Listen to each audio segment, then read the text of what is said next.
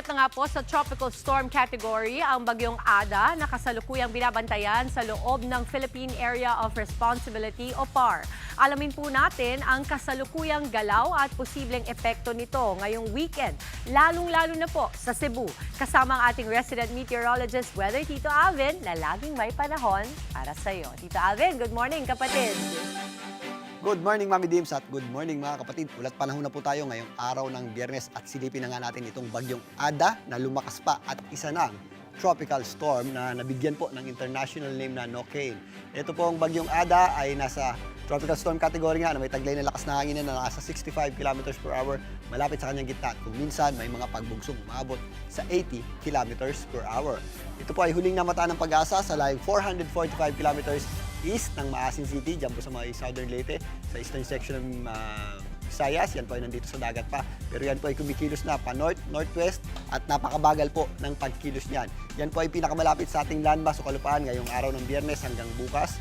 Ay babaybayin po niyan itong eastern section ng Visayas patungo dito sa eastern section ng Bicol region at maaring sa Sabado hanggang Sunday yan po ay nandito na sa eastern section ng Bicol region. At again, napakabagal po ng pagkilos itong bagyong si Ada. Ang implikasyon po niyan, dahil mas mabagal kumikilos, mas naiipon po yung ating mga pagulan at mas tumataas ang mga tsansa ng mga hazards nito gaya ng mga flash floods and landslides. Kaya doble ingat po tayo dyan, particularly sa eastern section ng Visayas at maging dyan sa Bicol region na kung saan nandyan po yung Mount Mayon na nakataas pa rin po ang alert level 3 at mas tumataas din po ang tsansa ng mga mudslides at lahar flow, particularly sa mga areas na malapit or nasa danger zone.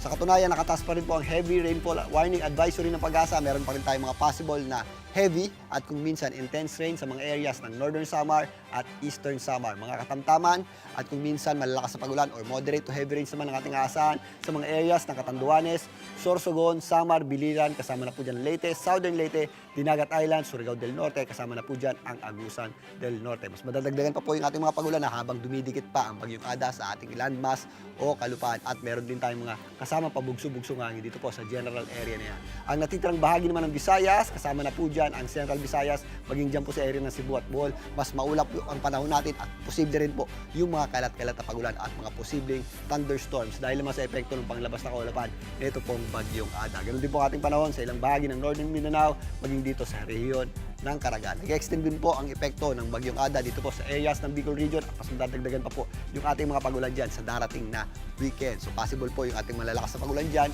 lalong-lalo na if nakandito na po sa eastern section ng Bicol region, ito po ang bagyong Ada. Sa natitirang bahagi naman ng Luzon, wala naman pong direktang epekto pa ang bagyong Ada. Meron tayong mga posibleng mahihinang pagulan sa mga kabundukan ng Cordillera, kasama po dyan ng Baguio City, maging dito sa mga areas ng Isabela, Aurora at Cagayan, dulot ng epekto ng ating amihan at northeast monsoon. Mas maliwalas naman ang panahon natin dito po sa Metro Manila na kung saan if ever may mga pagulan tayo, ito po yung mga daglian lamang o yung mga mabibilis na pagulan na kadalasang nangyayari tuwing hapon at gabi at medyo mahihina lamang po yan. Pero ugaliin pa rin po natin ang pagdadala ng payong maliban sa paghahanda sa malamig na panahon, lalong-lalo na sa gabi at madaling araw.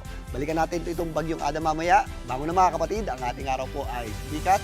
Well, sisikat, mamaya-maya lang po yan, 6:25 ng umaga at muli po yan lulubog, mamayang 5:47 ng hapon. At yan muna latest sa ating lagay ng panahon ngayong Biyernes ng umaga. Muli ako po ang inyong Weather Tito Alvin na laging may panahon para sa iyo.